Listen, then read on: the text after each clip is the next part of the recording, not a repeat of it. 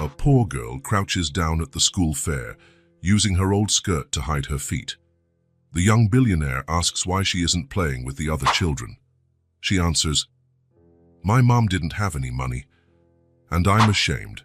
They laugh at my old, dirty sneakers." He kneels down and starts crying when he sees her feet. It was a bright Friday, and Hope Elementary School was even more bustling than usual. The courtyard sparkled under the autumn sun, transformed by the magic of colorful balloons swaying in the breeze. Intertwined streamers hung from tree to tree, creating a festive canopy over the heads of the children running between food stands. The scent of fresh popcorn mingled with the sweet aroma of cotton candy, while lively music boomed through the speakers, inviting everyone to join in the celebration. Hope Elementary School was celebrating its founding anniversary. 40 years serving the community, shaping generations, planting seeds of knowledge that had blossomed into doctors, teachers, artists, and entrepreneurs. It was a special day, and all who had once walked its hallways were invited to return, relive memories, and reconnect with the place that had helped mold part of who they were. Among the guests who entered through the main gate that afternoon, one name in particular caused a stir among the older teachers. Ethan Parker, 25 years old, was now the face on business magazines, the young prodigy who had created an educational technology startup valued in the millions. But to Hope Elementary, he was simply one of its children who had soared to success. Ethan arrived discreetly, without the fanfare his name usually drew elsewhere. He wore a blue shirt with sleeves rolled to the elbows and dark pants, simple but elegant. His brown eyes surveyed everything with a blend of nostalgia and curiosity. He had returned not only to honor the event, but with a deeper purpose, to figure out how to use his success to benefit the place that had given him so much. "Mr. Parker, what a pleasure to have you back," exclaimed Mrs. Martinez, his former math teacher, now with silver strands sprinkled among her dark hair. "Your theorems are still legendary around here." Ethan smiled, hugging the woman who had believed in his potential when he himself had doubts. "You deserve all the credit, Mrs. Martinez. Your patience was what saved me from failing." As he strolled through the courtyard, each step brought a different memory. Near the water fountain, he had spilled juice on his uniform on his very first day of school. On the playground, he had scored his first goal in an inter-school tournament. In the science lab, he had discovered his passion for problem solving. Hope Elementary wasn't just a building, it was a mosaic of moments that had shaped the man he had become. Principal Wilson, still the same gentleman with upright posture and a firm voice, gave an emotional speech about the school's journey.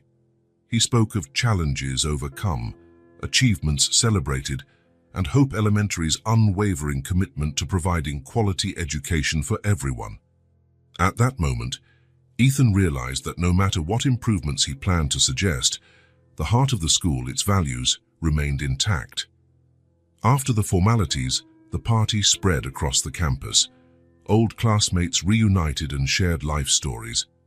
Current teachers organized games for the children, while older attendees indulged in nostalgia in every corner.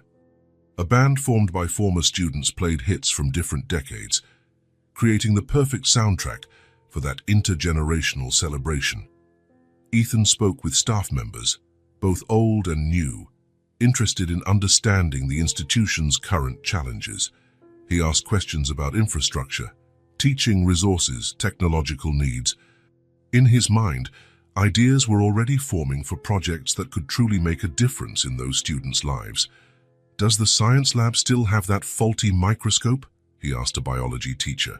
"We do, but it hasn't worked in years," the man replied with a resigned smile. Mental note: completely upgrade the science lab. While walking through the corridors now decorated with current students' work, Ethan noted the subtle changes. The walls, once a faded yellow, now sported a light shade of blue. The solid wooden desks had been replaced with more ergonomic models. Blackboards had given way to whiteboards and, in some rooms, projectors hung from the ceiling, signs of a school trying to keep up with modern times, albeit with limited resources. The young businessman returned to the main courtyard, where the party was at its peak. Upbeat music played as children danced in circles, teachers applauded in rhythm, and parents gathered in groups, proudly watching their kids. It was a scene of pure collective joy. Then, something caught his attention, a stark contrast to all that happiness. So striking it felt almost unreal, like a dissonant note in a perfect symphony. In the far corner of the courtyard, partially obscured by the shade of a large tree, was a very small girl, alone. While the other children danced, ran, and played, she stayed still, curled up against the wall. Her brown hair was tied in a simple ponytail, adorned with a red ribbon already showing wear. She wore the school's uniform, a navy blue skirt and a white shirt. But unlike the other kids, there was no smile on her face. Her eyes were fixed on the ground, and her small hands clutched the hem of her skirt, as if trying to hide something. Ethan felt a tightness in his chest, a feeling he couldn't explain. It was as if, suddenly, all the party's joy had drained away, replaced by an instinctive concern for that solitary little figure. Without noticing, he found himself walking toward her. As he approached, he realized just how tiny she really was. Her narrow shoulders were hunched, as though bearing an invisible weight too heavy for her delicate frame. Her eyes, which he glimpsed briefly, were a deep brown, but clouded by what appeared to be held-back tears. Ethan slowed his pace, aware that he didn't want to startle her. He stopped a few feet away and noticed she was acutely aware of his presence. Her body tensed even more, like a small animal ready to flee. "Hey there," he said softly, crouching down to her level. "Why are you here all alone? Isn't the party fun?" The girl's eyes met his for a fleeting moment before returning to the ground. Her fingers clutched the navy skirt hem more tightly. She didn't answer right away, and Ethan waited patiently, sensing that something important was happening there. When she finally spoke, her voice was so quiet he had to lean in to hear. "Everyone's laughing at my sneakers. They're dirty and old. My mom couldn't buy me new ones." Her words, spoken with a mix of shame and sadness, hit Ethan like a punch to the stomach. He discreetly glanced down and saw what she was trying to hide, a pair of white sneakers, now gray from wear, with partially detached soles and mended laces. In that moment, Ethan felt something awaken inside him, a blend of indignation and determination. He remembered his own childhood, when his family had also struggled financially after his father's death. He remembered what it was like to be judged for things beyond one's control, how words and looks could wound more deeply than any physical blow. He slowly stood up, his gaze sweeping across the courtyard full of happy kids. He noticed a small group of girls occasionally glancing over and whispering, some pointing discreetly. The typical behavior of bullying hadn't changed at all since his school days. Without another word to the girl, Ethan walked toward the center of the courtyard. His heart pounded, driven not by nerves, but by the certainty that he had to do something. He approached the table where the music teacher controlled the sound and asked to borrow the microphone. The man, recognizing the now famous alumnus, handed it over without question. The volume of the music was lowered, and all eyes turned to Ethan. Parents, teachers, staff, and children. The entire party suddenly on pause.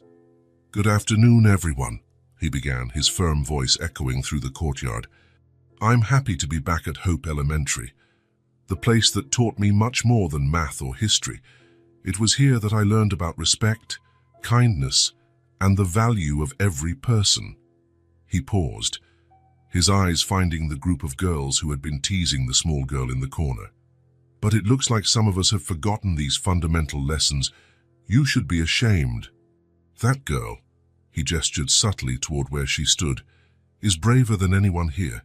She showed up today even knowing she might be judged. Sneakers don't measure anyone's worth. Respect does." A heavy silence fell over the courtyard. Some children looked down at their own feet, ashamed. Others exchanged confused glances. The adults present seemed equal parts surprised and thoughtful at the young businessman's words. Ethan handed back the microphone and walked toward the solitary girl. She looked at him now, wide-eyed, surprised and maybe a bit uneasy about the sudden attention. He crouched again to her level and extended his hand. "Would you like to dance with me?" he asked, a gentle smile on his face. The girl hesitated, eyeing his extended hand as if it might be a trap. Then, slowly, she wiped away a tear rolling down her cheek and, with a timid smile forming at the corner of her lips, placed her small hand in his. "Yes," she whispered, almost inaudibly. Ethan led her to the center of the courtyard. He signaled the music teacher, who immediately started up a cheerful song. For a moment, everyone stood still, watching the unusual sight, the famous former student dancing with the lonely girl in old sneakers. Then, as if a spell had been broken, other children began joining them. Soon, the courtyard was once again filled with dancing and music. But something had changed.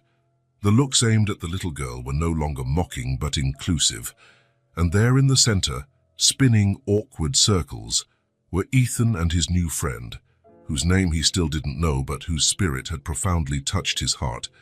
For the first time since he'd arrived at the party, he saw a genuine smile light up her face, a smile that completely transformed her eyes, now shining like stars on a clear night. In that moment, under the autumn sun and amid children's laughter, something important began. Something that would forever change not only that little girl's life, but also that of Ethan Parker, the successful entrepreneur who rediscovered, in that school courtyard, the true meaning of making a difference in the world. The celebratory party ended as evening fell. The food stands were dismantled, the balloons collected, and the children left one by one, escorted by their parents. Custodial staff now roamed the courtyard, picking up discarded cups and leftover food. The music had stopped, replaced by the quiet sounds of chairs being stacked and tables folded. Ethan remained on site even after most of the guests had gone. He helped put away some equipment, talked with teachers about possible infrastructure improvements, but his thoughts kept returning to the little girl with the worn sneakers. After they danced, she had smiled shyly, thanked him in a barely audible whisper, and vanished into the crowd of children. The sky had taken on orange hues when Ethan finally decided to look for someone who could give him more information. He spotted Mrs. Lambert, the art teacher, gathering children's drawings that had been on display during the party. "Mrs. Lambert," he called, approaching the grey-haired woman with kind eyes. "May I ask you a question?" "Of course, Ethan," she replied, adjusting her glasses on her face. "It's wonderful to see that some of our former students have become not only successful, but also kept their values. What you did today was very beautiful." Ethan put his hands in his pockets, suddenly aware that his curiosity might seem odd. "That little girl I danced with, who is she?" The teacher smiled, as though she had anticipated this question. "Emily," she answered fondly. "A special child. She's on a full scholarship, one of the sweetest we have here." Ethan nodded, letting the information sink in. Emily, a simple, delicate name. It suited her. "Does she always stay by herself like that?" Mrs. Lambert sighed, placing the colorful sheets of paper into a folder. "Unfortunately, yes. Emily is quiet and observant. She has trouble fitting in. Some children can be cruel to anyone who's different." Different? She just seemed shy and... Shy, yes. But she's also our only full scholarship student in that grade. The other children come from families with more resources. Even with uniforms, those differences show up in the little details. School supplies, lunchboxes, shoes. The teacher paused meaningfully on that last word. "I see," murmured Ethan, recalling the shame in Emily's eyes when she talked about her sneakers.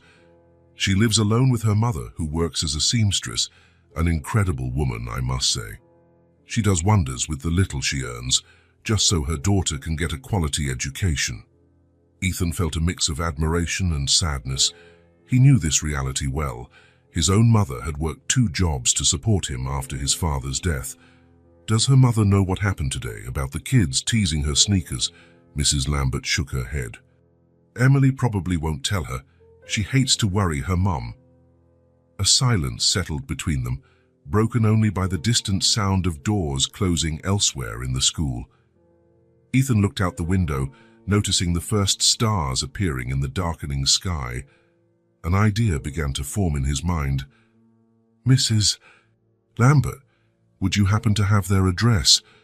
The teacher paused what she was doing and looked directly at Ethan, her eyes probing his intentions. May I ask why? Ethan hesitated. He couldn't fully explain how he felt, only that he had to do something. I want to help, he said finally. It's not charity, I can't explain. She reminded me of myself as a kid.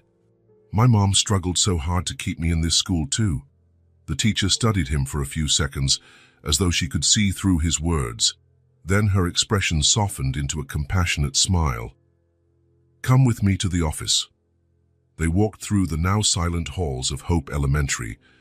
Ethan noticed how the walls needed a fresh coat of paint, how some light fixtures had burnt out bulbs. More items for his mental list of improvements. In the administrative office, Mrs. Lambert opened a file and searched through it. While she flipped through documents, Ethan noticed a stack of worn textbooks on a nearby table. Here it is, she said at last, writing something down on a small piece of paper. They live in Maple Creek, not too far from here. She handed him the paper and added in a serious tone, I'm trusting your judgment, Ethan. You were always a sensitive boy, despite that tough guy front. I just ask that you respect their dignity. Ethan tucked the paper carefully into his shirt pocket. I promise. Before leaving, he turned back to the teacher one last time. One more thing I'd like to know. Does Emily have any specific interests? Something she really likes? Mrs. Lambert smiled, her eyes shining. Drawings. She loves to draw. She has a natural talent for it, in fact. She creates entire stories through her drawings, but she often lacks the proper materials, colored pencils, markers, special paper. Ethan nodded, mentally adding another item to his to-do list. Thank you for everything, Mrs. Lambert. No need to thank me. And Ethan, she called when he was already at the door. Whatever you're planning, take it slow. Life hasn't given Emily and her mother many reasons to trust others. With that warning in mind, Ethan left the school. The night sky was now completely starry, and a cool breeze carried the scent of the school's garden flowers. As he walked to his car, he couldn't stop thinking about Emily, about the shy smile she had flashed when she finally allowed herself to dance, about how her eyes had briefly lit up before she slipped away again into the crowd. It wasn't just compassion he felt. It was a connection, a recognition. Under different circumstances, that might have been his story too. And maybe, just maybe, he was in a position to rewrite its ending.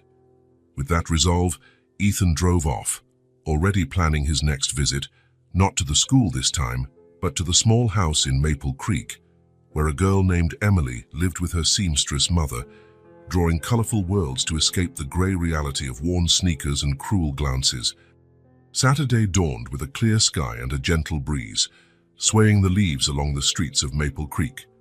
Ethan drove slowly, checking house numbers, a small package on the passenger seat. He wore simple clothes, jeans, a white t-shirt and sneakers, in a conscious attempt not to appear intimidating. Maple Creek was a working-class neighborhood. Modest houses lined narrow streets, some in need of repairs, others maintained with clear care despite limited means. Children played on sidewalks, enjoying the weekend, while adults tended small gardens or washed cars. Ethan finally found the address. It was a small brick duplex, with a tiny front yard where a few wildflowers grew. The paint on the door was peeling slightly, but the doorstep was meticulously clean. A vine framed the front window, adding a bit of green that softened the home's modest facade. He took a deep breath before parking, wondering for the 100th time if he was doing the right thing. He didn't want to come across as intrusive or patronizing. Mrs. Lambert had been clear about respecting the dignity of that family, and that was his intention. but how to do so without seeming like he was meddling in lives that weren't his to interfere in. "Just a visit," he murmured to himself, picking up the package. "Just to see if they're okay." The path to the door was short, made of uneven stones laid over the soil. Ethan noticed small, colorful footprints here and there, probably Emily's, he thought, smiling. He rang the doorbell and waited, his heart inexplicably racing. To his surprise, it wasn't an adult woman who answered, but Emily herself. She opened the door just a crack at first, peeking out with a curious eye. But when she recognized Ethan, her face lit up with a smile that seemed to transform her entire expression. She opened the door fully, momentarily forgetting her shyness. "It's the dance man," she exclaimed, her eyes shining with joy. Before Ethan could reply, a female voice came from inside the house. "Emily, who's at the door, honey?"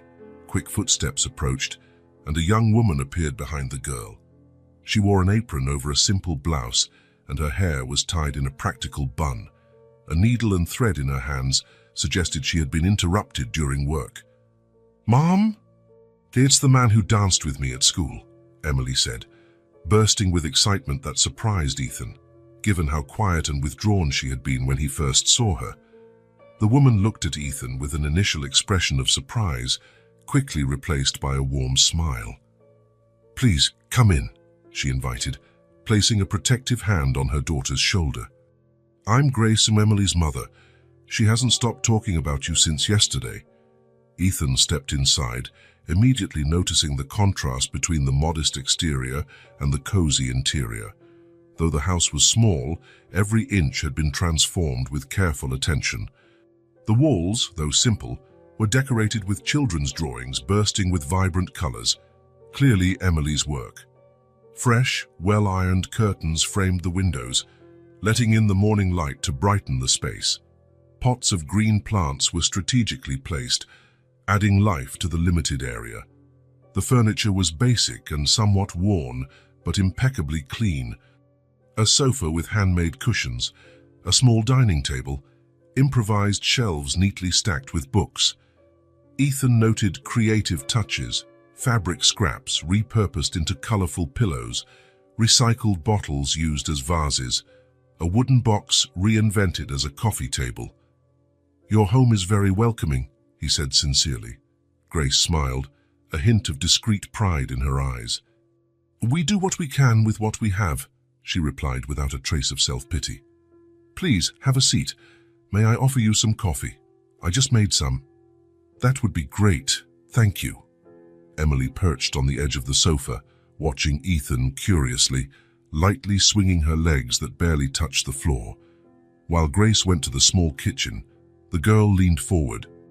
"Thank you for dancing with me yesterday," she said in a soft voice, as if sharing a secret. "It was my pleasure," Ethan replied, genuinely touched by the child's sincerity. "You dance very well." Emily giggled, covering her mouth with her hands, her cheeks flushing slightly.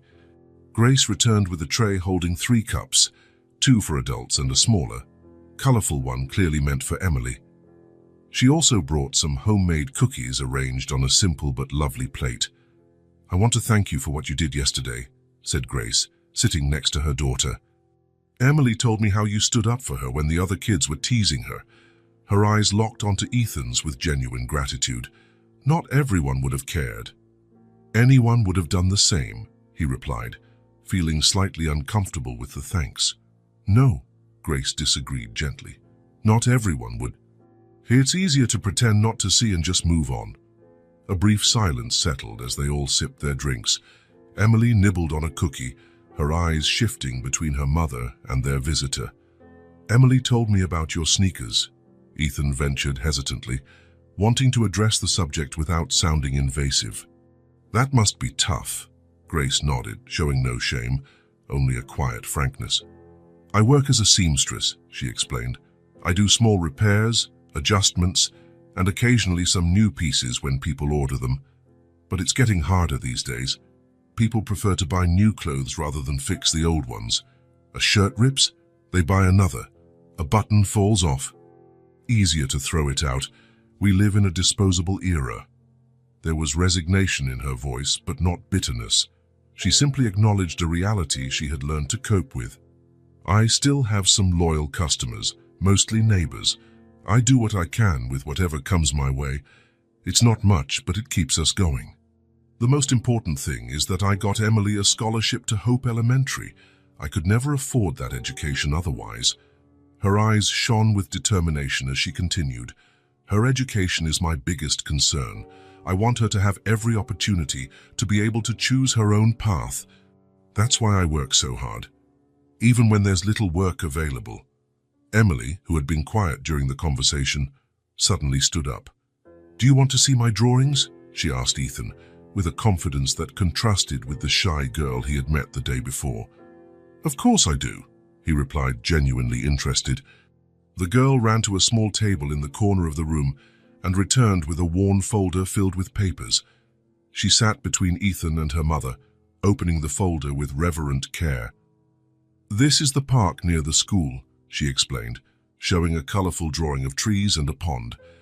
"I've never been there, but I can see it from the classroom window." She flipped the page.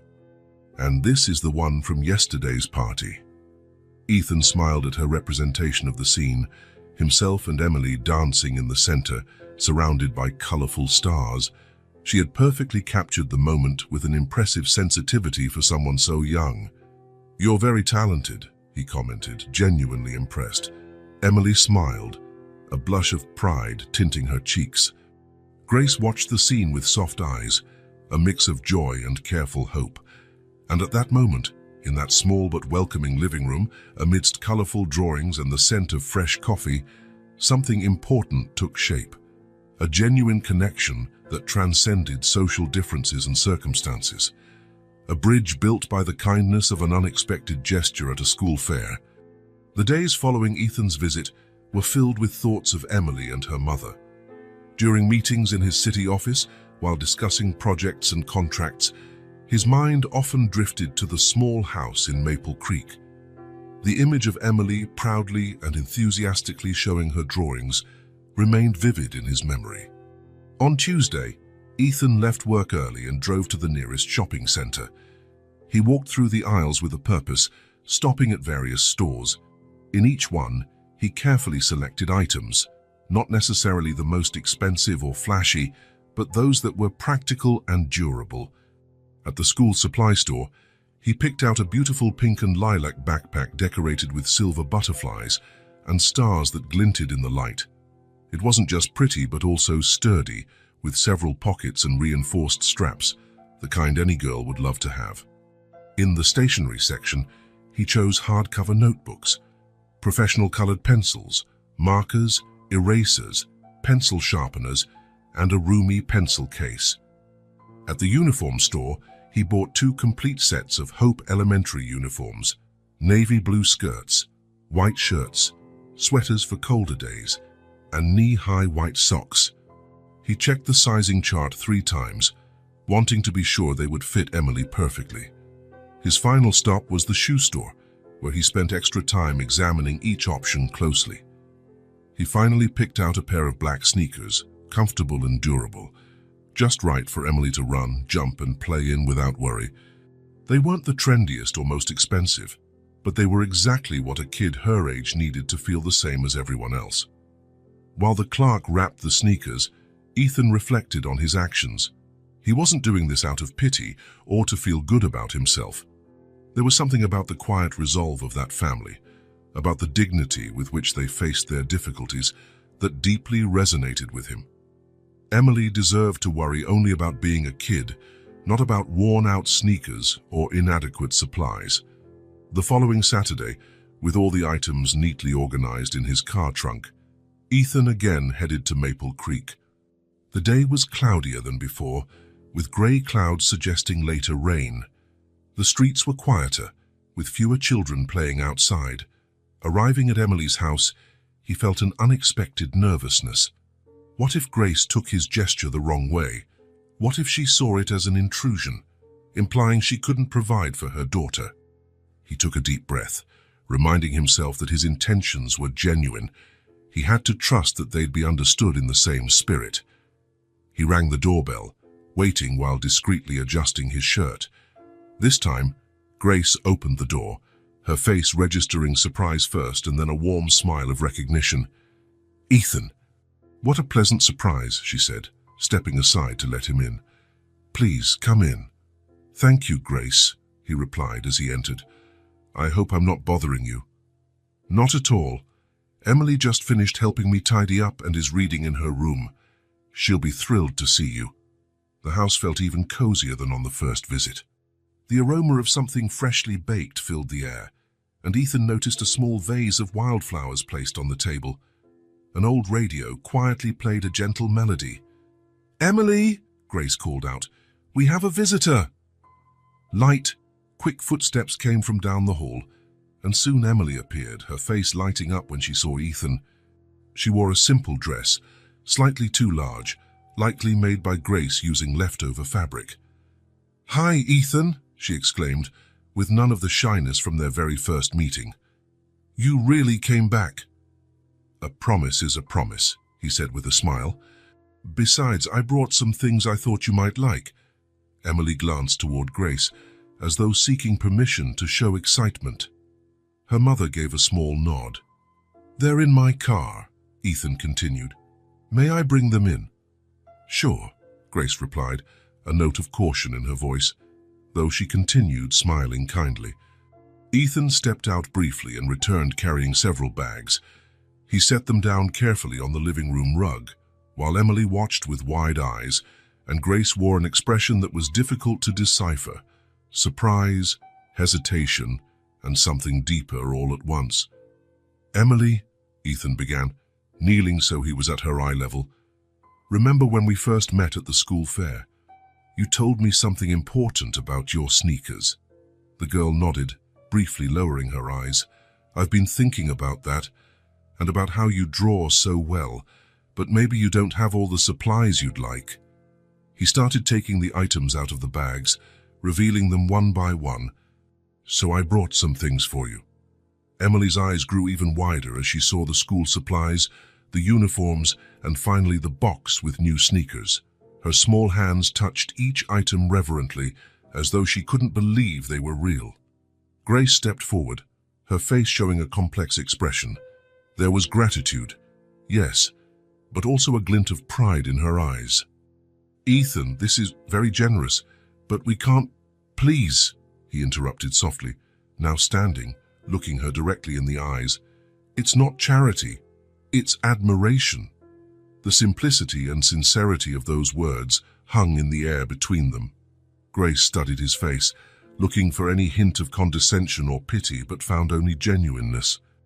"I admire how you take care of Emily, how you maintain this house, and how you face hardships. I admire how she draws, how she smiles even when things are tough. This," he gestured at the gifts, "is just a way to show that admiration." Grace's eyes moistened slightly, but she kept her composure. After a moment that seemed to stretch infinitely, she nodded.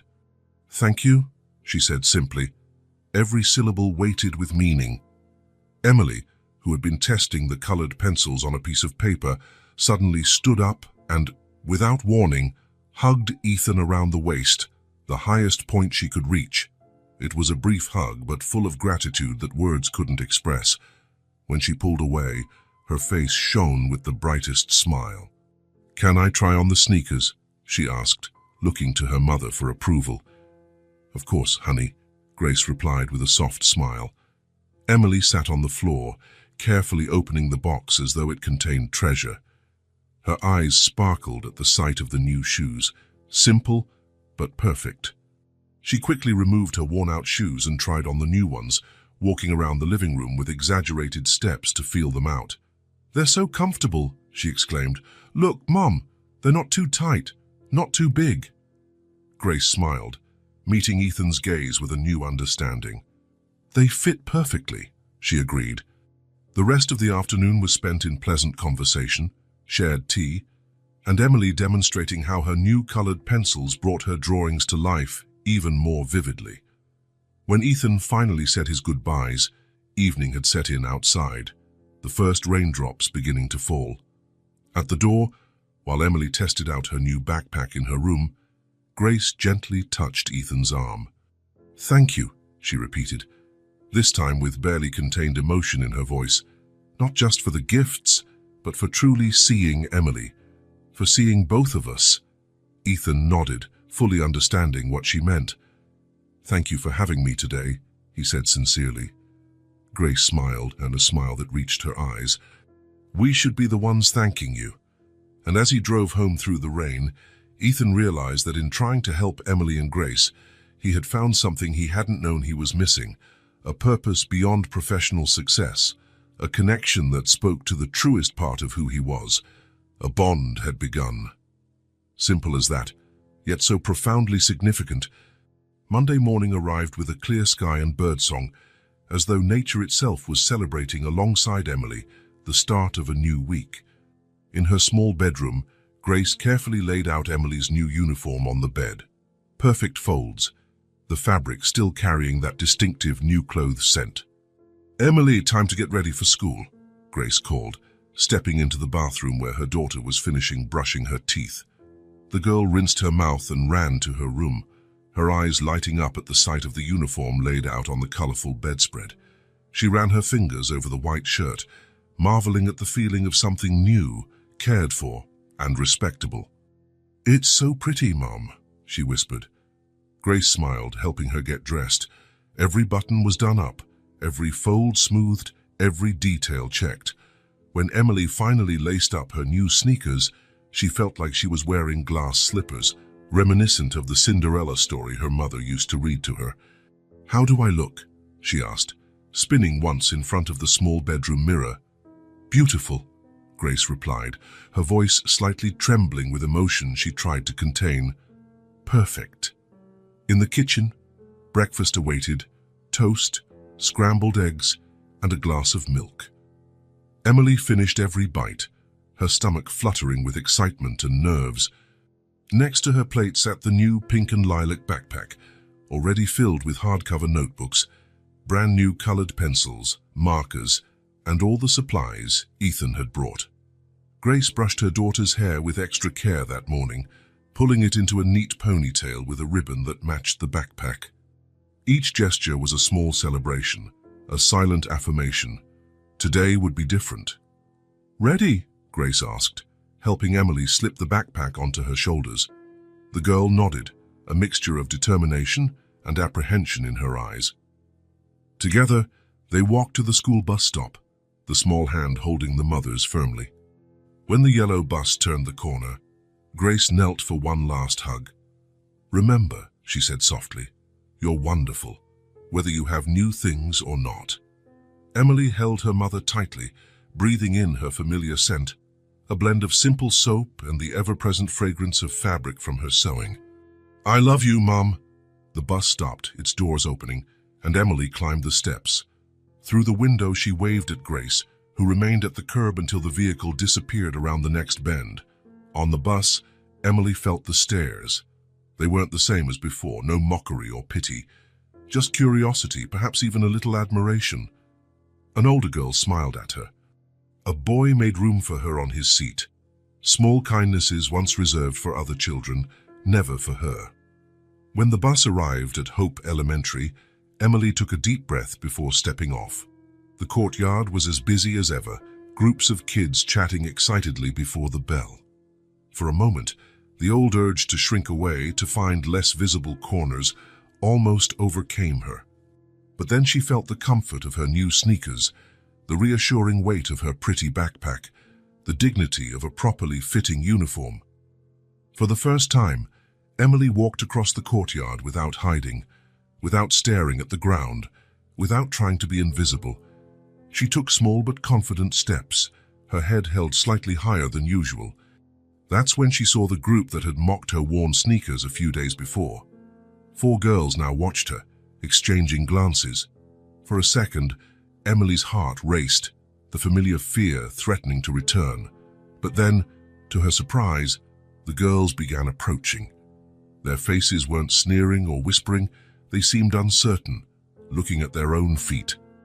The tallest among them, a girl with blonde braids named Sophie, spoke first. "Hi, Emily," she began quietly. Your uniform looks really nice." Emily blinked, surprised by the unexpected compliment. "And your backpack is really cool too," added another girl, Lily, staring at the silver butterflies decorating the bag. An awkward silence followed, until Sophie took a deep breath and looked Emily directly in the eyes. "I'm sorry we laughed at you the other day," she said, her cheeks flushed with embarrassment. "It was really mean." "We shouldn't have done that," Lily continued, nodding discreetly toward Emily's feet. "Your sneakers are really nice." Emily studied the girls, searching for any sign of falseness or a trap, but all she saw were sincere expressions of regret. She felt a warm sensation expand in her chest, no feeling of revenge or satisfaction at seeing them ashamed, but something gentler, forgiveness. "It's okay," she replied with a small smile, no bitterness in her voice. Then, summoning a courage she hadn't known she possessed, she added, "Do you want to play with me?" The girls' faces lit up with relief and genuine happiness. "Yes," Sophie exclaimed, "come with us." Lily extended her hand, an invitation that went beyond just recess. It was an offer of friendship, inclusion, belonging. Emily hesitated only a second before taking it.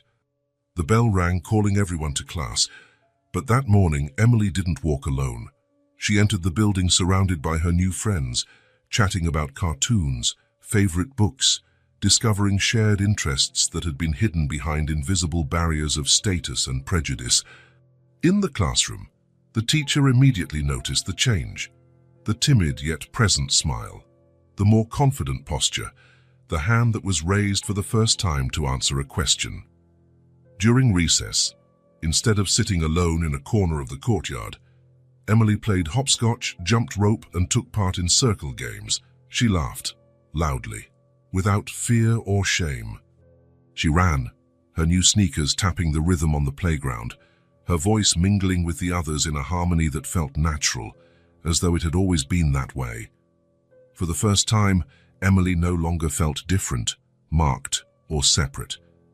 She was just another kid, a child among children, with the fundamental right to simply belong. The hours flew by too quickly. When the final bell rang, signaling the end of classes, Emily packed her supplies into her new backpack, exchanging promises of fun the next day with her newfound friends. As she left through the school gates, she saw a surprise waiting. Leaning against a silver car, wearing a light blue shirt and dark pants, was Ethan. His eyes scanned the courtyard until they found Emily, and a broad smile lit his face when he saw her. Emily stopped for a moment, hardly believing it. Then, without a second thought, she ran toward him, her backpack bouncing on her shoulders, her new sneakers pounding on the asphalt, her heart brimming with a happiness she had only ever experienced in her most colorful drawings. "Ethan!" she exclaimed, stopping in front of him, slightly out of breath. "You came." "Of course I came," he replied simply. "I wanted to know how your day went." Emily grinned, and in that smile was the entire story of her transformative day, the apologies, the new friendships, the games, the laughter. Then, in a burst of pure gratitude, she hugged Ethan around the waist, looking up with shining eyes. "Thank you for taking care of me," she said softly but firmly, simple words carrying the weight of a whole world of difference. And as Ethan helped her get into the car to drive her home, Emily knew something fundamental had changed. It wasn't just the new sneakers or the pretty backpack. It was the sense of worth, of dignity, of deserving the same respect and opportunities as any other child. For the first time in her young life, Emily had experienced what it was like to be simply equal to the other kids. The ride home was filled with Emily's excited chatter. She told Ethan every detail of her day, how she'd been invited to play during recess, how the other kids had admired her new things, how one girl had even shared her cookies. Ethan listened attentively, occasionally asking questions, laughing along with her. Through the corner of his eye, he watched how she gestured excitedly, how she grew more expressive by the minute, a subtle but deep transformation from the shy girl he had met only days before. Sophie invited me to her birthday party next month. Emily nearly bounced in her seat. She's having a unicorn-themed party, and there's going to be chocolate strawberry cake, which is my favorite. And she said I can bring my new colored pencils so we can draw together, because she likes to draw too, but doesn't have pencils as nice as mine, and she went on without stopping for breath, while Ethan grinned, charmed by her enthusiasm. The childhood world, with its quick friendships and simple joys, held a purity he had long forgotten. When they reached the cobblestone street where Emily lived, Ethan slowed the car, looking for a spot to park. The girl finally paused her excited monologue, gazing out the window with growing anticipation. "Mum's probably home from work by now," she commented. "I can't wait to tell her everything." Ethan parked and helped Emily out, carrying her backpack while she hopped excitedly beside him toward the house. Before they could even knock, the door opened, revealing Grace with a concerned expression that quickly turned into relief and then surprise upon seeing them together. "Emily, Ethan," she exclaimed. "I was worried when you didn't come home at the usual time, sweetheart." "Sorry for not letting you know," Ethan said quickly. "I picked Emily up from school and we lost track of time talking." Grace smiled, opening the door wider for them to enter. "That's all right. Please, come in." Emily barely crossed the threshold before she started talking. "Mom, I had the best day of my life," she announced, her eyes glowing with excitement. "You should have seen it. Everyone looked at me when I arrived, but it wasn't mean looks like before. It was more like, wow." Grace gave Ethan a grateful smile before focusing all her attention on her daughter. "Tell me everything, sweetheart." The three of them settled in the small living room. Emily sat between her mother and Ethan on the sofa, still in her pristine uniform, her feet swinging above the floor in her new sneakers. Sophie, the girl who used to tease me about my old shoes. She apologized today, and Lily too. They said my new sneakers are pretty and my backpack too. Then they asked me to play with them. Grace listened intently, her fingers gently stroking Emily's hair, while Ethan watched the scene with a warm feeling in his chest. We played tag at recess, and I ran so fast in my new shoes that nobody could catch me. Then we made a drawing together, and the teacher put mine on the classroom wall because it was the best one, and everyone said I draw really well. Emily's excitement was contagious. Her voice rose and fell in waves of emotion. Grace smiled, absorbing every word, every excited expression on her daughter's face, as if she wanted to record the moment forever. "At lunchtime," Emily went on, "I sat with the girls. Before, I always ate alone, but not today. Sophie shared her cookies with me, and Lily gave me a piece of her apple, and we talked about cartoons and books and our favorite colors." Her narration continued, detailing every moment, from how confident she felt answering a hard math question to how the other kids included her in a jump rope game during second recess. She spoke without pausing, reliving each instant with the intensity only a child can muster. Grace and Ethan occasionally exchanged glances above Emily's head, glances that acknowledged the deep significance of this seemingly ordinary day. Finally, Emily paused, taking a deep breath as though she needed to catch up on oxygen after so many words. She looked at her mother with a more serene expression, almost reflective, unusual for a child so young. "Mom?" she asked in a softer voice. "Yes, my love." Emily took her mother's hands in her own small ones, her gesture intensely expressive. "Today I shared cookies with the other girls, and nobody laughed at me." The simplicity of the statement contrasted with the depth of the feeling behind it. It wasn't just about playing or sharing snacks. It was about belonging, acceptance, dignity, concepts Emily might not know by name, but felt with her whole heart. Grace swallowed hard, her eyes welling up with tears that glistened but did not fall.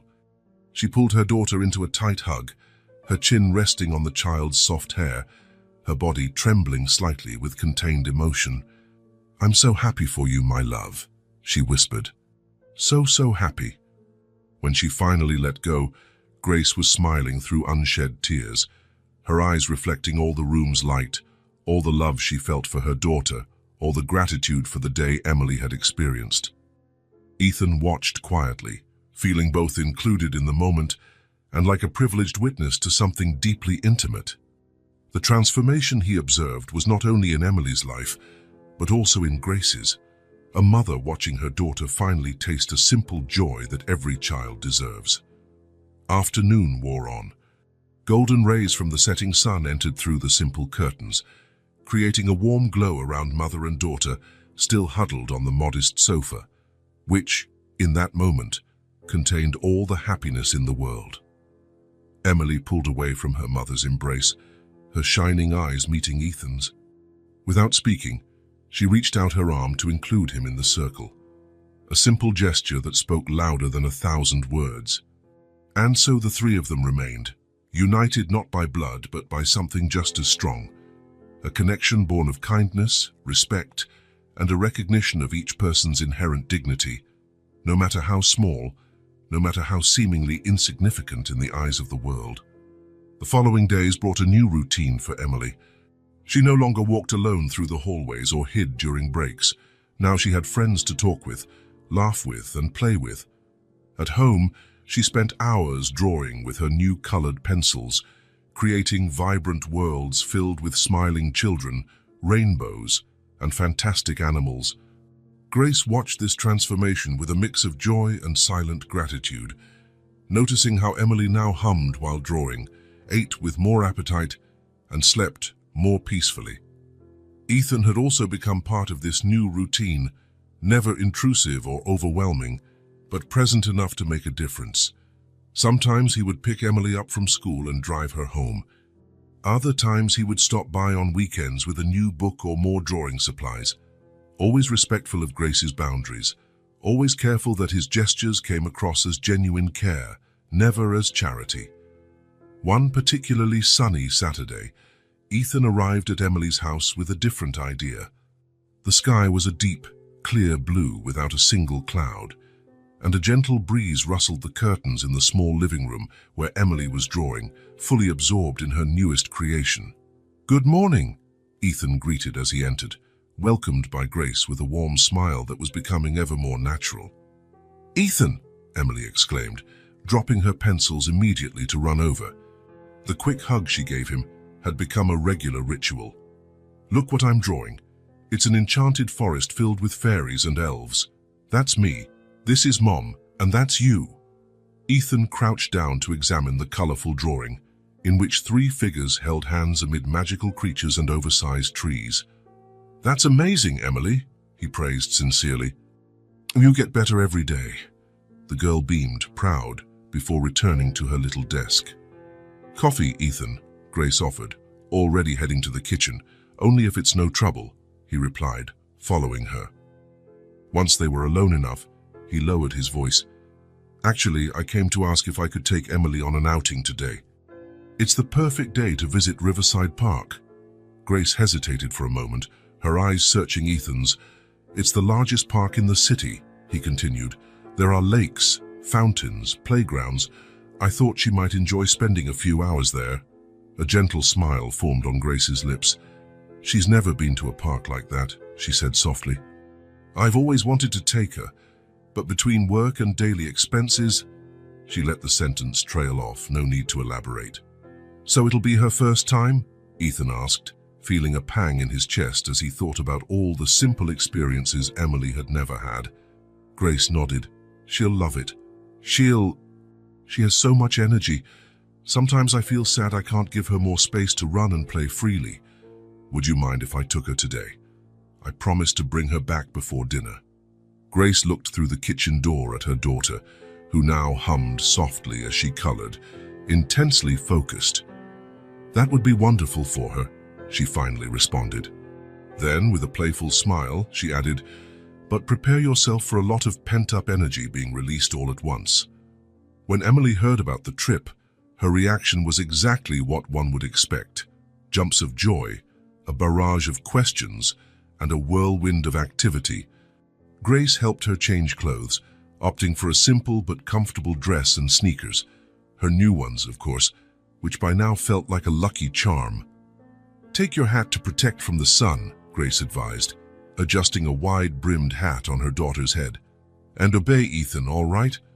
Stay where he can see you. Yes, Mom, Emily promised, barely able to stand still as her mother applied sunscreen to her face and arms.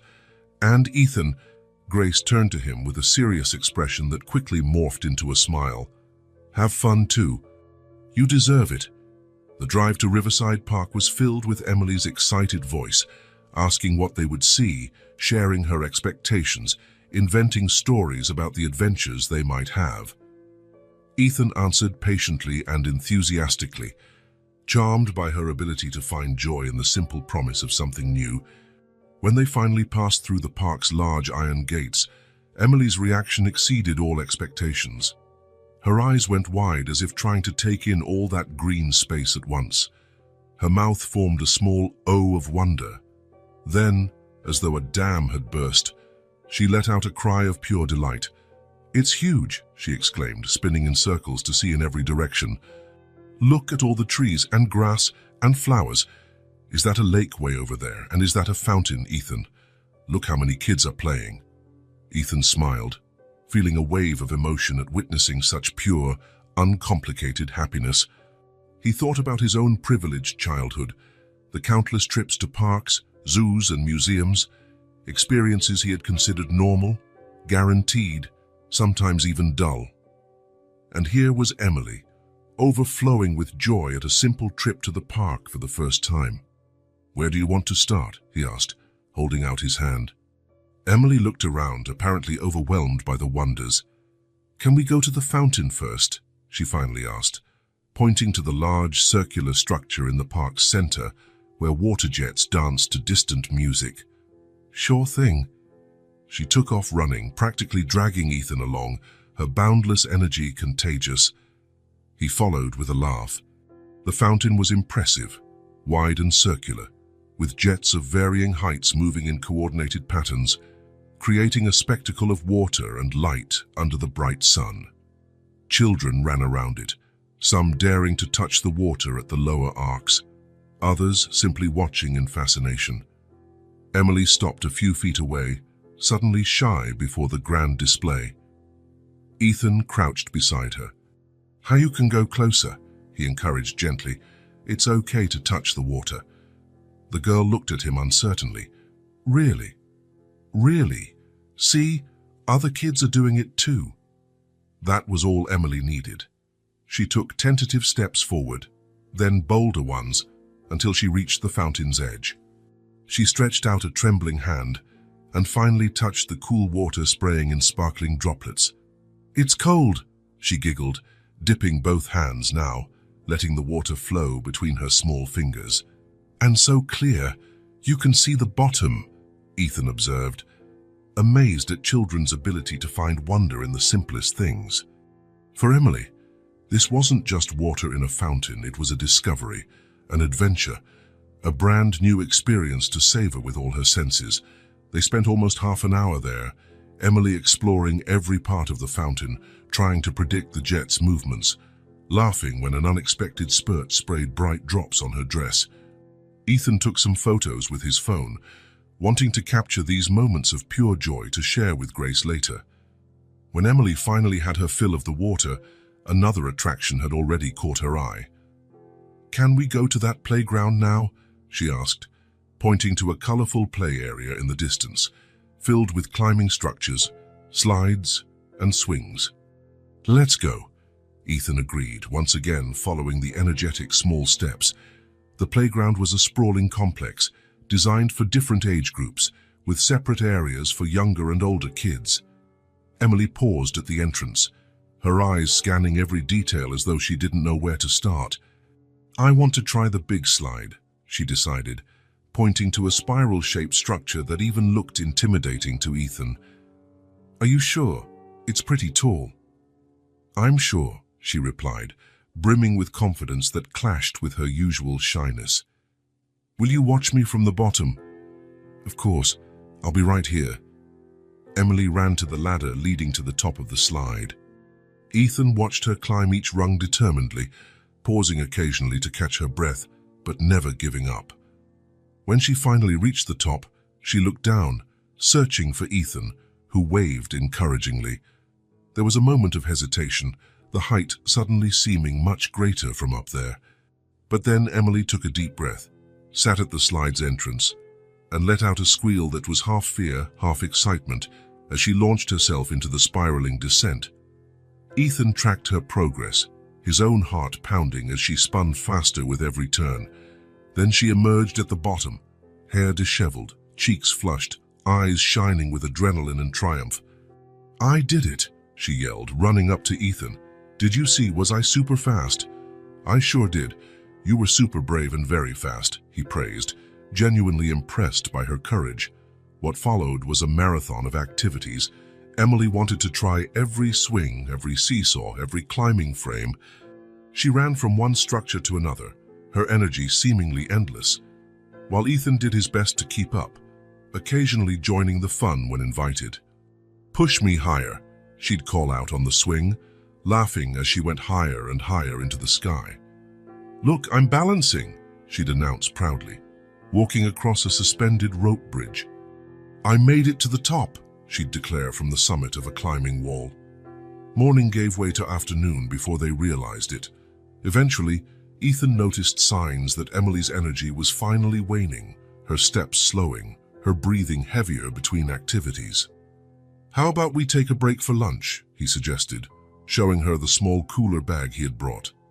"I've got sandwiches, juice, and some fruit." Emily nodded, suddenly aware that she was hungry. They found a bench under the generous shade of an old oak tree overlooking a lake where ducks calmly swam. Ethan took out neatly wrapped sandwiches, a bottle of fresh juice, and sliced apples. "Thank you," Emily said, taking her sandwich and biting into it eagerly. For a few minutes, they ate in comfortable silence, watching the ducks, feeling the light breeze rustle the leaves overhead, and observing the passing families enjoying the perfect day. "I've never been anywhere like this," Emily finally commented, her voice small but full of awe as she gazed across the park's greenery. Ethan felt a pang in his heart. A simple park visit, something so many children took for granted, was all for Emily, a monumental, extraordinary experience. "From now on, you can come whenever you want," he replied softly but firmly, a silent promise that days like this wouldn't just be exceptions but a regular possibility in her life. Emily looked at him, her face lighting up with a smile that still held a trace of her earlier flush from running around. "Really? We can come back another day?" "Sure, and we can explore other parts of the park. There's a botanical garden on the other side with all kinds of butterflies and flowers. In the summer, they even set up a small carousel near the lake." Emily's eyes shone at the possibilities. Then, as she munched on an apple slice, her expression turned thoughtful, almost adult in its seriousness. "Ethan," she started hesitantly, "can I tell you something?" "Anything, Emily." The girl fiddled with the hem of her dress for a moment, gathering her thoughts. "I've never met my dad," she said at last, her voice low but clear. "My mom takes care of me by herself. We don't have much, but she really loves me." Those simple words, spoken with the direct sincerity of a child, hung between them. There was no self-pity in her voice, only the acceptance of a reality she understood as normal. Ethan looked at her, resisting the urge to offer empty consolations or grand promises. Instead, he did what felt most important at that moment. He listened, just listened, fully, respecting the trust she placed in him by sharing something so personal. And in that attentive silence, Ethan understood everything. He understood the immense value of small acts of kindness in Emily's life. He understood the quiet strength of Grace, raising a daughter alone and still managing to keep her so sweet and resilient. He understood that real poverty wasn't about lacking material resources, but lacking love, something Emily clearly had in abundance. "Your mom is amazing," he said finally, carefully choosing each word. "And so are you." Emily smiled, seeming content with his simple response. She finished her juice and glanced again at the playground, renewed energy flickering in her eyes after their rest. "Can I play a little bit more before we go?" "Of course you can." And off she ran again to explore, to discover, while Ethan watched her with a new understanding and a new resolve forming in his heart. The afternoon continued, sun-drenched and perfect, as a little girl experienced the simple freedom of just being a kid in a park, running on the grass, touching the fountain water, climbing slides, and a young man discovered the profound privilege of being part of her journey, if only for a little while. The weeks following the park outing brought a new routine for the little family and for Ethan. Weekends became highly anticipated moments for Emily, who now knew there would always be a new adventure, another park to visit, a children's museum to explore, a movie outing followed by ice cream. Initially hesitant, Grace had grown accustomed to Ethan's regular presence in their lives, recognizing how much it meant for her daughter to have experiences she herself couldn't provide alone. But life rarely follows the paths we plan. On an otherwise ordinary Wednesday, Grace woke up feeling strangely tired. She attributed it to overwork. She had taken on more sewing commissions to make the most of the approaching holiday season. She ignored a mild dizziness upon getting up and the persistent headache, focusing instead on preparing Emily's breakfast and getting her ready for school. "Mom, are you okay?" Emily asked during breakfast, her observant eyes noticing her mother's pale face. "Just a little tired, sweetheart," Grace answered with a forced smile. "Nothing a good cup of coffee won't fix." But the coffee remained untouched, her stomach protesting at its mere smell. Even so, she got up resolutely, helped Emily finish getting ready, and accompanied her to the school bus stop as she did every morning. "Have a good day, my love," she said, hugging her daughter tightly before watching her climb onto the yellow bus. Emily waved from the window as the vehicle pulled away, a small crease of worry forming between her brows upon noticing how her mother leaned on the lamppost for support. Back in the quiet house, Grace tried to focus on work. She had a party dress to finish by the end of the week, and several pairs of pants to adjust. She sat at her sewing machine, determined to ignore the growing discomfort. The hours ticked by slowly, each minute feeling more difficult than the last. Her headache worsened, and now she felt chills despite it not being particularly cold. Around noon, she stood to make some tea, hoping it might help. That's when the room began spinning around her. Grace tried to steady herself on the edge of the table, but her legs gave out. Her last conscious thought as her vision darkened was worry. Who would pick Emily up from school? Hours later, the school bus halted at the familiar corner. Emily hopped off enthusiastically, her backpack filled with new drawings to show her mom. She hurried along the sidewalk, excited to share the praise she'd received from her teacher for a writing assignment about the park trip.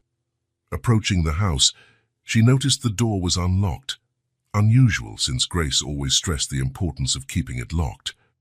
Emily walked in hesitantly, calling for her mother. "Mom, I'm home."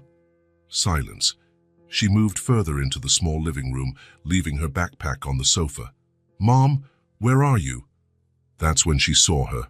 Grace was lying on the kitchen floor, pale and unresponsive, a broken glass beside her, water spilled across the tile. "Mom!" Emily cried, rushing over. "Mom, wake up!"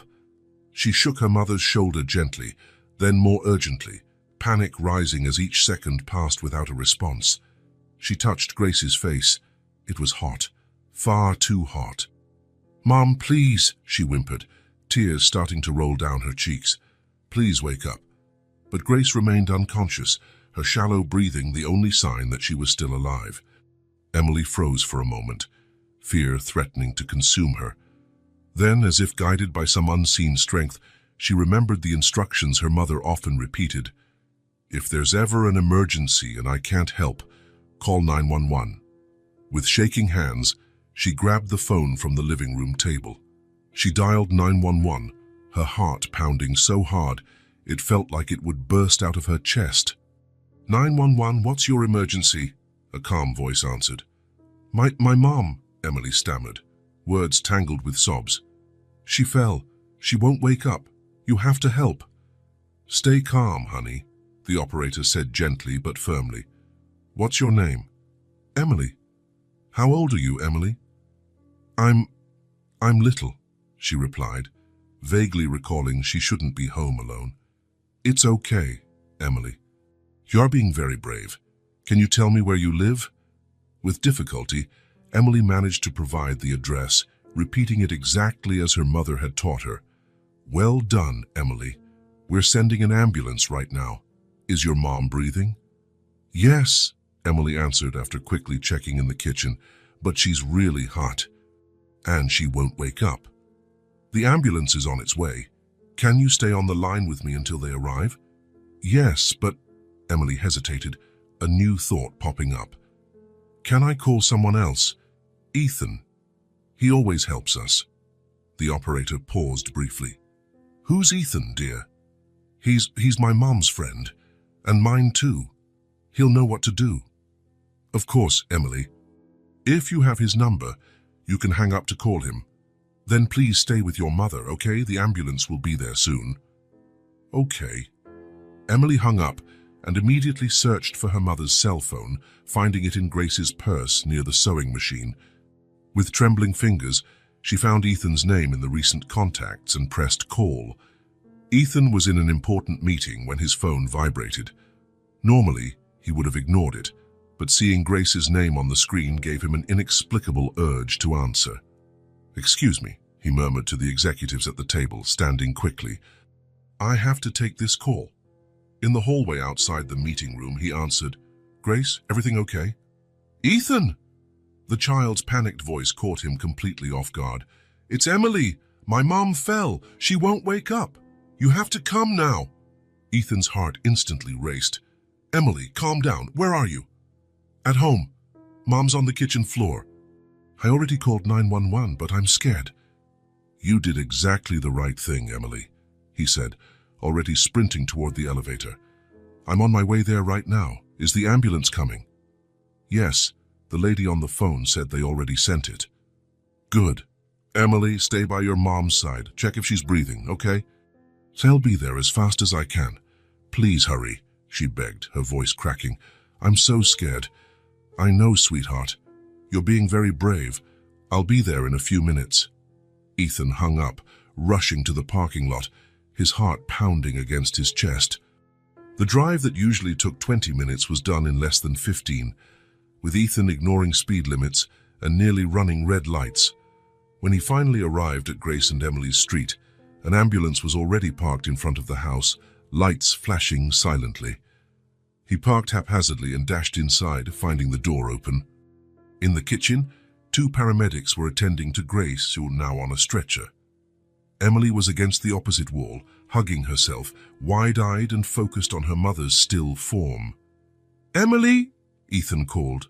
She turned, and upon seeing him, sprinted toward him as if her life depended on it. Ethan scooped her into his arms, feeling her small body trembling against his chest. You came, she sobbed, clinging to him. Of course I came, he replied, holding her securely while he approached the paramedics. How is she? He asked one of them. High fever, low blood pressure, severe dehydration, the paramedic said, not stopping her work. Are you the father? She asked, briefly glancing at Emily in his arms. No, Ethan hesitated, realizing there was no simple word to describe his role in their family. I'm a close friend. The girl called me. All right, we're taking her to Central Hospital right now. Looks like pneumonia, but we'll need tests to confirm. Can I go with her? The girl has no one else. The paramedic nodded. You can follow us in your car. Unless you prefer the child ride with us? Ethan glanced at Emily, who clung to him like she feared being separated. I think it's best if she comes with me. We'll be right behind you. Minutes later, the ambulance sped off, sirens blaring. Ethan followed in his car with Emily in the back seat, buckled up but leaning forward as though trying to close the distance to the ambulance carrying her mom. Is Mom going to be okay? She asked quietly, breaking the tense silence. Ethan wanted to promise yes, wanted to say everything would be fine, but he couldn't lie to her. The doctors will do everything they can, Emily. Your mom is strong. We'll be right there with her. At the hospital, the organized chaos of the ER swallowed them up. Grace was taken in immediately, while Ethan and Emily were directed to a waiting area with forms to fill out and questions to answer. "Do you know if she has any insurance?" asked the receptionist. Ethan thought for a moment. Grace likely didn't. Her financial situation probably wouldn't allow such a luxury. "I'm not sure," he said. "But please don't worry about that now. I'll cover whatever expenses come up." He filled out the forms with what information he knew. Emily, sitting next to him, her small face pale with worry. When he finished, he knelt down to her level. "Are you hungry? Thirsty? I can get you something at the cafeteria." Emily shook her head. "I just want my mom," she whispered. Ethan nodded, sitting beside her and wrapping a protective arm around her shoulders. "I know, sweetheart. We'll wait here together, okay?" The hours dragged on. By early evening, a doctor finally appeared, calling for relatives of Grace Miller. Ethan stood, holding Emily's hand. "How is she, doctor?" The physician, a middle-aged man with dark circles under his eyes, looked at them seriously but not alarmingly. "Severe bacterial pneumonia, complicated by exhaustion and dehydration. She was probably sick for days, ignoring the symptoms. Will she be okay?" Emily asked in a voice so low it was almost inaudible. The doctor knelt down, looking directly at the child. "Your mom needs to stay in the hospital for a few days to get IV antibiotics and plenty of rest. But yes, she will be fine."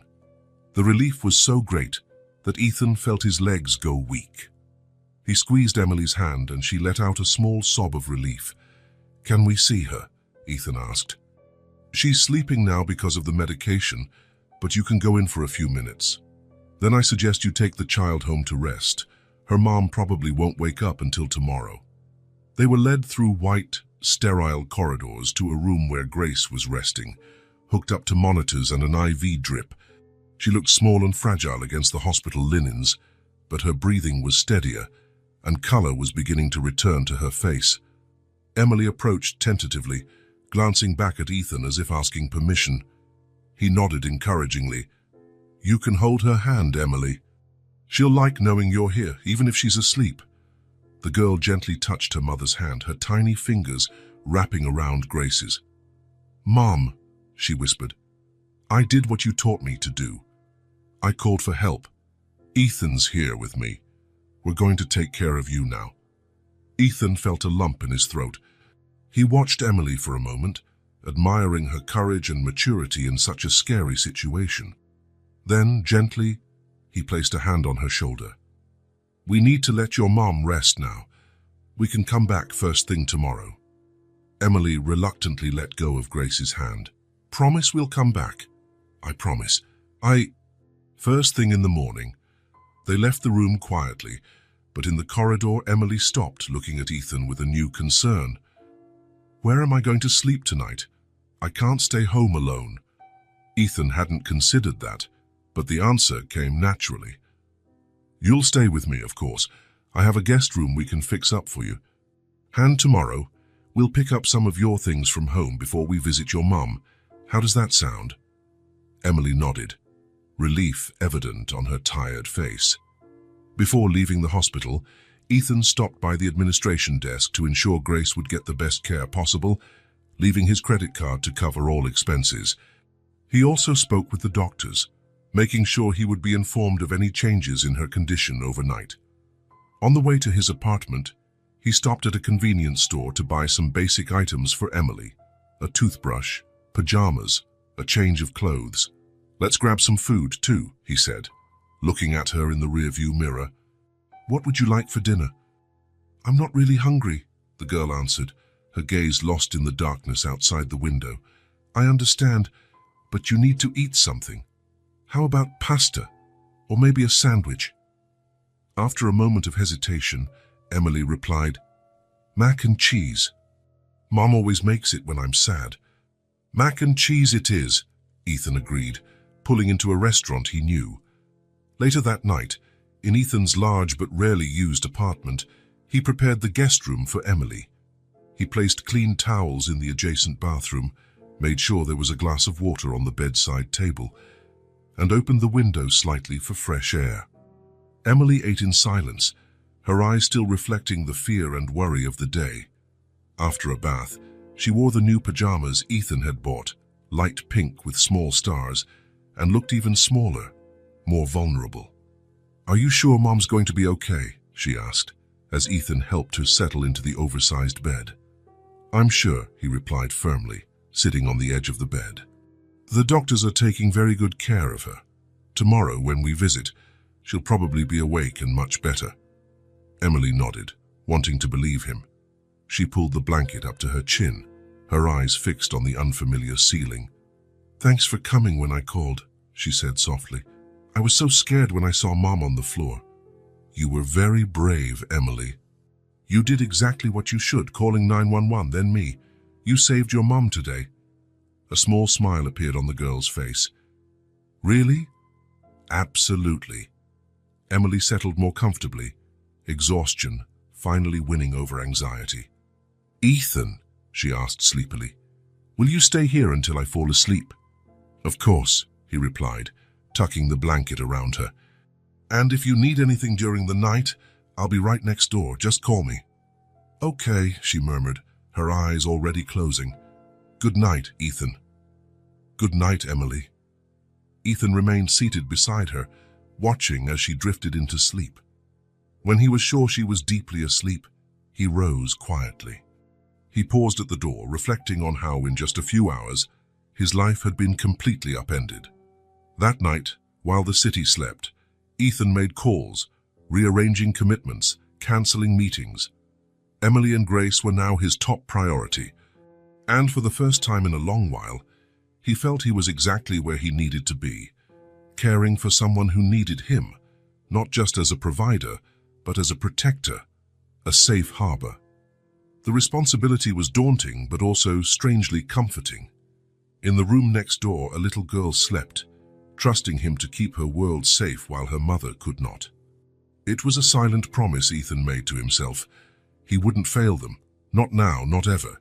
Days in the hospital turned into a week of IV antibiotics, of kind nurses changing sheets and checking vitals, of doctors taking notes on clipboards and discussing Grace's improvement. A week of Emily splitting her time between school and daily visits to her mother, always accompanied by Ethan, who had rearranged his entire schedule to be there whenever needed. Grace improved each day. Her color returned, the fever subsided, and her breathing became easier. Yet the doctors insisted she needed total rest, something that made her visibly uneasy. "I need to get back to work," she often said, staring out the hospital window as though she could see the pile of sewing orders accumulating at home. "I have deadlines." "Work can wait," Ethan would reply with gentle firmness. "Your health comes first. Emily needs her mom healthy." That reasoning always worked. Grace would lean back into her pillows, nodding in silence, but her eyes still revealed the constant worry of someone who doesn't have the luxury to stop working. Finally, on a clear, mild morning, the news they'd been waiting for arrived. Grace was ready to be discharged.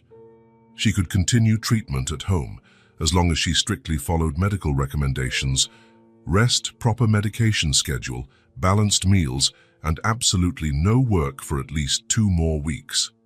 2 weeks? Grace repeated, looking at the doctor as if he'd suggested something impossible. "Doctor, I can't stay off work that long. I'm a freelance seamstress. If I don't work, I don't earn." The doctor, an older man with gentle eyes behind his glasses, glanced at the mother and daughter, the latter waiting anxiously alongside Ethan. "Ms. Miller, you had severe pneumonia complicated by chronic exhaustion. Your body needs this time to fully recover. If you return to work too soon, you risk a relapse, which could mean more weeks in the hospital, not just 2 at home." Grace lowered her gaze, the financial reality weighing heavily on her shoulders, even in this moment of relief at finally going home. "We'll figure it out," Ethan intervened, his voice calm yet decisive. "What's important now is your full recovery, Grace. Everything else we can handle together." The trip home was quiet but charged with emotions. Relief, worry, gratitude, uncertainty. In the back seat of Ethan's car, Emily held her mother's hand as though afraid to let go, in case she disappeared again. The small house had never seemed so welcoming as it did that day. Thanks to Ethan and Emily's efforts, it was clean and organized, with fresh flowers on the living room table and the bed neatly made with clean sheets. Even the plants had been watered regularly. "Did you both do all this?" Grace asked, her voice emotional, as Ethan helped her onto the sofa. "Emily was a huge help," he answered, smiling at the girl who hurried to bring a blanket for her mother. "She insisted everything be perfect for when you got back." "I brought your favorite slippers, Mom," Emily said, carefully placing them on her mother's feet. "And I put your book here, and a glass of water and the TV remote." Grace smiled, tears threatening to well up as she took in her daughter's thoughtfulness. "You really thought of everything, didn't you?" "Ethan helped," Emily said, gazing admiringly at the man who had become such an important presence in their lives in such a short time. "He said we have to take really good care of you now." Grace looked at Ethan, gratitude passing between them in silence. So much to say, so many thanks she could never properly put into words. The days that followed established a new routine. Ethan hired a home nurse to look after Grace during the day while Emily was at school. In the late afternoon, he dropped by to see how they were doing, often bringing dinner or needed supplies. Grace gradually regained her strength, though her worries about unpaid work and mounting bills were ever present in her eyes. One particularly pleasant afternoon, about 10 days after she'd come home, Grace sat on the small porch, enjoying the fresh air and watching Emily play in the front yard.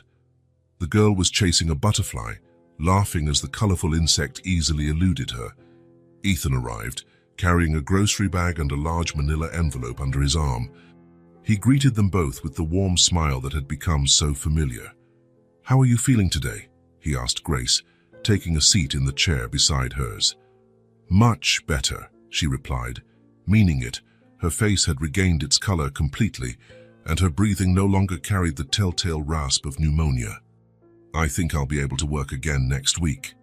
Ethan nodded, but his expression suggested there was more on his mind.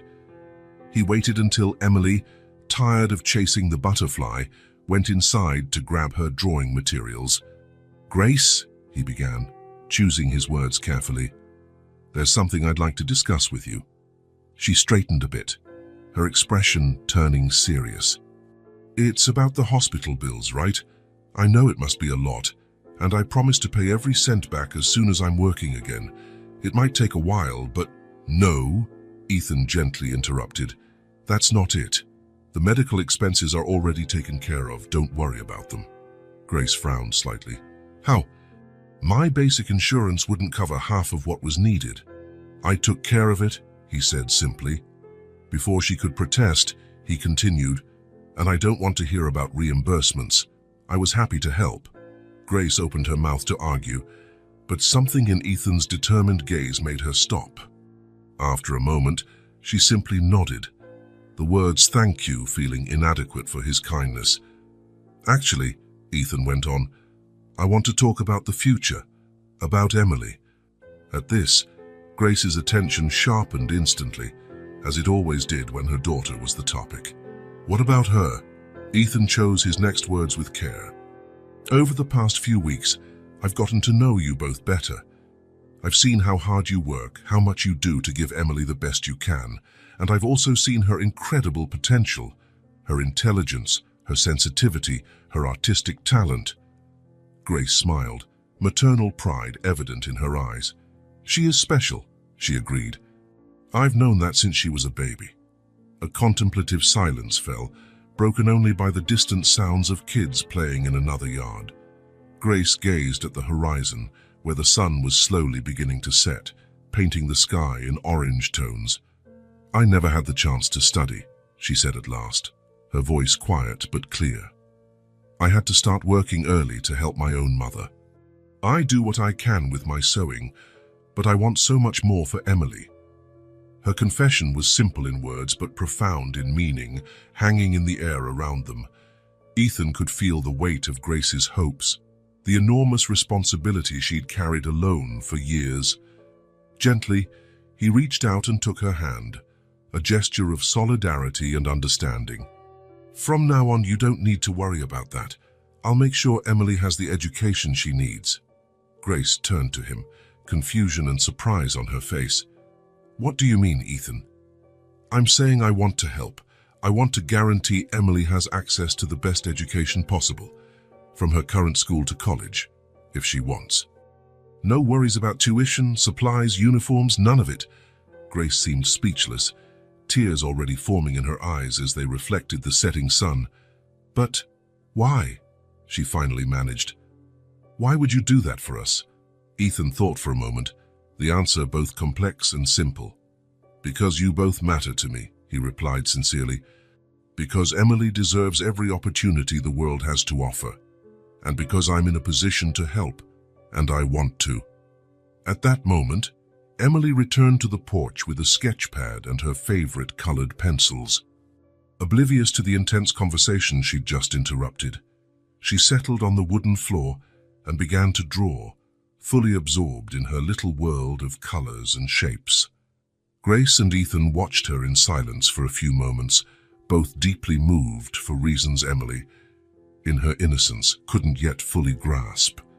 Emily sat on the floor, drawing a picture of a house with large windows and a garden full of flowers. Each line was careful, each color chosen with special attention. The tip of her tongue peeked out of the corner of her mouth, a sign of her intense concentration. Ethan settled beside her, watching affectionately as the drawing took shape under her small, skillful fingers. "So you really love drawing, huh?" he asked quietly. She nodded, smiling without taking her eyes off the paper, adding another flower to the colorful garden. Grace observed them from her chair, her heart overflowing with contradictory emotions.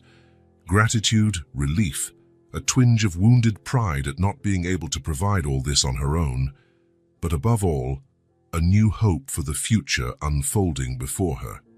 Then, Ethan took a deep breath and spoke calmly. "Emily, there's something very important I want you to know. From now on, I'm going to take care of your education, all the way until college, if that's what you want. You'll have everything you need to learn and grow." The girl finally looked up from her drawing, her pencil hovering mid-air. Her large, expressive eyes shone with a mix of surprise and, was it hope? "Really, Ethan?" she asked, her small voice laden with controlled emotion. "Really?" he affirmed, the seriousness of his promise evident in his gaze. "You'll never again feel different from the other kids. You'll study without worries, and you'll have everything you need. Your mum can breathe a bit easier." Emily glanced quickly at her mother, as if seeking confirmation. Grace, tears silently rolling down her cheeks, nodded with a trembling smile. What happened next was pure, instinctive emotion. Emily dropped the pencil she'd been holding, momentarily forgetting her drawing, and leapt into Ethan's arms, her small arms barely reaching around his neck. "Thank you, Ethan. Thank you so much," she whispered against his shoulder, her simple words bearing the weight of newly discovered dreams and once unimaginable possibilities. Ethan returned her hug, feeling her tiny body tremble slightly against his, not from fear or sorrow, but from a wave of emotion so great it seemed impossible for such a small body to contain. Over Emily's head, his eyes met Grace's. They were no longer strangers brought together by circumstance, nor just friends united by exchanged kindnesses. They were something more profound, more permanent, a family forged not by blood, but by choice, by care, by a mutual commitment. The sun finally set on the horizon, casting its last golden rays over the small porch. In that perfect moment, three hearts beat with a new rhythm of hope. Hope for a future that, for the first time, looked wide, bright, and full of possibilities. Weeks turned into months. Spring gave way to summer, and summer now showed the first signs that autumn was approaching. In that time, much had changed in Emily and Grace's life. Grace was fully recovered, her health restored thanks to proper rest and medical care. She'd returned to her sewing work, but under very different conditions. Ethan had helped her set up a small atelier in the back of the house, equipped with a new sewing machine and quality materials. He'd also introduced her to some contacts who needed specialized services, expanding her clientele beyond the local neighbors. Emily, on the other hand, was flourishing. At Hope Elementary, she was no longer the shy, withdrawn girl hiding in corners. She participated actively in class, had friends, and her drawings often graced the school's bulletin boards. Every Tuesday and Thursday, she took art classes at a studio downtown, a gift from Ethan Chown, who recognized her extraordinary talent. As for Ethan, he had found something his professional success had never given him: a greater purpose, a genuine connection, a chosen family. It was Sunday, and Grace's house was filled with wonderful smells. The aroma of roast chicken mixed with the scent of a freshly baked cake, creating that comforting atmosphere only meals made with love can achieve. A gentle breeze came in through the open kitchen window, slightly swaying the white curtains. The home's simple kitchen table was covered with a floral cloth, Grace's handiwork, each corner embroidered with small flowers. On it were colorful plates, neatly set, and a special meal lovingly prepared: rice, beans, roast chicken, and an orange cake at the center. It was a day of celebration, exactly 6 months since Ethan had come into their lives at the school fair. Grace made the final touches, arranging the food with care when the doorbell rang. Emily, who was drawing in the living room, immediately dropped her pencils and ran to the door.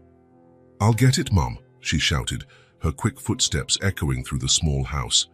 Opening the door, her face lit up with the smile she always reserved for that special visitor. "Ethan!" He stood there holding a bottle of freshly made juice in one hand and a small wrapped package in the other. His calm smile was that of someone who had finally found his place in the world. "Hey, kiddo," he greeted, crouching down to receive the enthusiastic hug Emily always gave him. Grace appeared behind her daughter, drying her hands on a dish towel. There was a softness in her eyes that hadn't been there months ago, the softness of someone who could finally breathe without the constant weight of worry. "Welcome," she said, approaching him for a grateful embrace, a gesture that had become second nature among them. Ethan walked in, handing the juice to Grace. "Hope you like passion fruit and orange." "I made it this morning. They're my favorites," Emily exclaimed, tugging on his hand. "Come see, I made a new drawing." Before being pulled into the living room, Ethan handed the small wrapped gift to the girl, almost forgot. "This is for you." Emily's eyes went round with excitement at the unexpected surprise. She carefully unwrapped the package to reveal a set of professional watercolor pencils, the kind real artists use. "Wow," she whispered, touching each pencil reverently. "They're the prettiest I've ever seen." "Your art teacher told me you're ready for more advanced techniques," Ethan explained, delighted at the girl's genuine happiness. Emily thanked him with another tight hug, then grabbed his hand again, determined to show him her latest masterpiece. In the living room, on the coffee table, lay a detailed, colorful drawing, the three of them sitting together at a table, hearts floating around them. Each detail had been lovingly rendered: Grace's favorite blouse, Ethan's occasional glasses, Emily's hair tied with the ribbon she'd received the week before. "It's us," Emily announced proudly, though it was obvious. "A family." The word hung in the air for a moment, profound and moving. Neither adult corrected her or questioned it. In many ways, it was true. They had become a family, not by blood or traditional definitions, but through invisible bonds of affection, respect, and the daily decision to be there for each other. "It's beautiful, Emily," Ethan praised sincerely. "You captured everything perfectly." Grace called them to the table where lunch awaited. They took seats that, without formal agreement, had become their usual spots, Grace at the head, Emily and Ethan on either side. Over lunch, their laughter was light, stories flowed naturally, and the atmosphere felt suspended in time. Simple, genuine, and full of warmth. They talked about the previous week, plans for the next day, and the small everyday events that are, when woven together, formed the fabric of their intertwined lives. Emily spoke excitedly about her upcoming art presentation at school, about how her teacher had praised her shading technique. Grace shared how a new client had loved an especially elaborate party dress she'd sewn.